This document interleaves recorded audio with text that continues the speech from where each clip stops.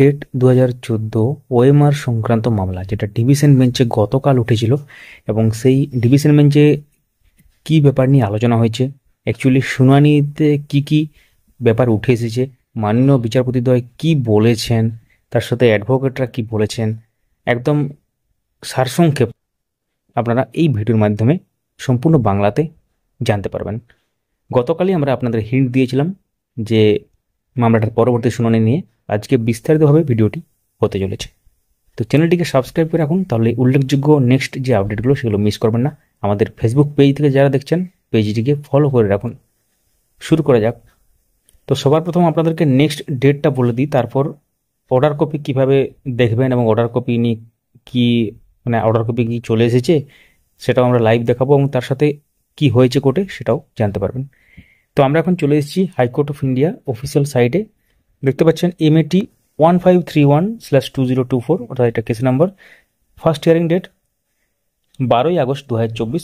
Next hearing date দেখুন 18ই September 2024, অর্থাৎ নেক্সট যে হিয়ারিংয়ের ডেট সেটা কিন্তু এখানে এটা ডেট পড়ে গেছে, কম্পিউটার জেনারেটেড হোক বা যাই হোক, সেটা মাননীয় বিচারপতি বলেছিলেন আগে। এবং তারপর এখানে আমরা একটু চলে আসি নিচে এলে দেখতে পাবেন এখানে অর্ডারের জায়গাটাতে জাস্ট আগে যে শুনানিটা হয়েছে 27/8/2024 সেই অর্ডার ডিটেলসটা কিন্তু আছে। এখন বাজছে 9টা 19 সকাল, অর্থাৎ 31শে আগস্ট সকাল 9টা 19 পর্যন্ত কোনো রকম অর্ডার কপি এখানে আপলোড হয়নি। তো এটা আজকে বিকেল দিকে বা আগামীকাল হয়ে যেতে পারে, সেটা আমরা শেয়ার করবো তখনই আমাদের টেলিগ্রাম চ্যানেল, হোয়াটসঅ্যাপ চ্যানেলে, লিঙ্ক ডেসক্রিপশনে আছে। এবার চলে আসি যে কি হয়েছিল এক্স্যাক্টলি কালকে। আমরা ঘুরিয়ে কোনো কথা বলবো না, একদম স্ট্রেট কাট বলবো কি হয়েছে এক্স্যাক্টলি। 2-3 মিনিটে জাস্ট আমরা বলে দেবো। মামলাটি উঠেছিল কালকে ডিভিশন বেঞ্চে, এবং ডিভিশন বেঞ্চে অনেকক্ষণ ধরে অনেক শুনানি হয়েছে, এবং তার সাথে ভিডিও কলে উপস্থিত ছিলেন সিনিয়র অ্যাডভোকেট মাননীয় বিকাশ রঞ্জন ভট্টাচার্যবাবু। আপনারা হয়তো লাইভ স্ট্রিম দেখেছেন, আমরাও শেয়ার করেছিলাম চ্যানেল থেকে।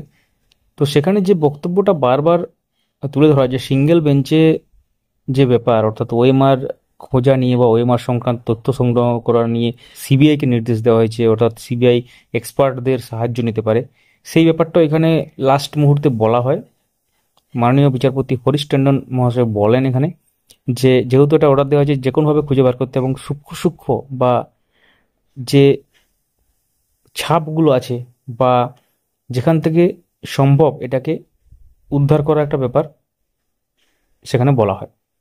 তো আর একটা ব্যাপার সংযোজন করা হয়, যখন বলা হয় যে ওএমআরের ডিজিটাইজ কপি আছে, ওএমআরের স্ক্যান কপি নেই এবং স্ক্যান কপি উদ্ধারের জন্য এত কিছু। তো তখন মাননীয় বিচারপতি বলেন যে যখন এডিট করা হয় ডকুমেন্ট, তখন যে কোনো কম্পিউটার বা ডিভাইসে সেখানে বা সফটওয়্যারে সেখানে কখন এডিট করা হয়েছে ডেট এবং টাইমটা চলে আসে। তো সেটাকে খুঁজে বার করতে হবে, সেটাকে রিট্রিভ করতে হবে, সেটাকে উদ্ধার করতে হবে, সেটাও তিনি কিন্তু বলেন। অর্থাৎ তার যেটা বক্তব্য যে যদি এডিট করা হয় তো এডিট কখন করা হয়েছিল সেটা কিন্তু জানতে হবে। তো এটার পেছনে হয়তো অন্য ব্যাপার একটা থাকতে পারে, কারণ এডিট যদি সময় এবং তারিখ জানা যায় তাহলে সেই সময় এবং তারিখে কোথায় কি হয়েছে এবং কে এডিট করেছে বা কার নির্দেশ হয়েছে সেগুলো হয়তো উদ্ধার করা যেতে পারে, এমনটা নয় যে যাবেই। তো সেটা একটা ব্যাপার। এবং তার সাথে যে এডিএফ স্ক্যানার এবং সেকনিক স্ক্যানার, দুটো স্ক্যানার ইউজ করে করা হয়েছিল, সেটা সম্পর্কে সেখানে তথ্যটা তুলে ধরা হয়। এবং সেখানে বলা হয় যে এডিএফ স্ক্যানারের কী বৈশিষ্ট্য এবং সেকনিক স্ক্যানারের কী বৈশিষ্ট্য, একটাতে ইমেজ হিসাবে সেভ হয়, একটাতে হয় না, এমনটা। তো কী কী স্ক্যানারে স্ক্যান হয়েছিল এবং ওএমআর কীভাবে স্ক্যান করা হয়েছিল সেই সংক্রান্ত ডেডিকেটেড ভিডিও আছে, আমরা ডেসক্রিপশনে লিঙ্ক দিয়ে দেবো, আপনারা চাইলে সেটা দেখতে পারেন। অর্থাৎ এটা এই সব আর্গুমেন্ট হয় যে তার মোরাল অফ দ্য স্টোরি হচ্ছে ওএমআর সংক্রান্ত তথ্য খুঁজে বার করা।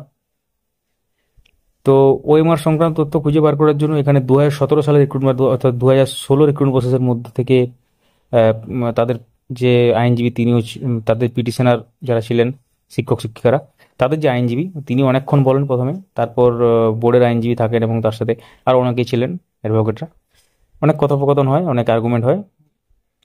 তো এটা হচ্ছে ব্যাপার। এবং পরবর্তী শুনানির একটা দিন এখানে আমরা লক্ষ্য করছি ওয়েবসাইটে। 18 সেপ্টেম্বর 2024, অর্থাৎ তার আগে কিন্তু কোনো রকম কিছু ব্যাপার হচ্ছে না। এবং সিঙ্গেল বেঞ্চে ব্যাপারটা আর হবে না এখন, কারণ হচ্ছে সিঙ্গেল বেঞ্চ থেকে ডিভিশন বেঞ্চে চলে এসেছে। ডিভিশন বেঞ্চের থেকে যখন যাবে আবার সিঙ্গেল বেঞ্চে, তখন সিঙ্গেল বেঞ্চের ব্যাপারটা হবে, যেটা আমরা মনে করছি। তার মধ্যে এবার আরও অনেক কেস প্রাইমারি সংক্রান্ত চলছে, পেন্ডিং আছে যেগুলো, অর্থাৎ প্রাইমারি প্যানেল পাবলিকেশন কেস বলুন, সমস্ত রকম আপডেটগুলো আমরা ডেইলি বেসিসে শেয়ার করছি। তো এই ভিডিওতে এই পর্যন্তই।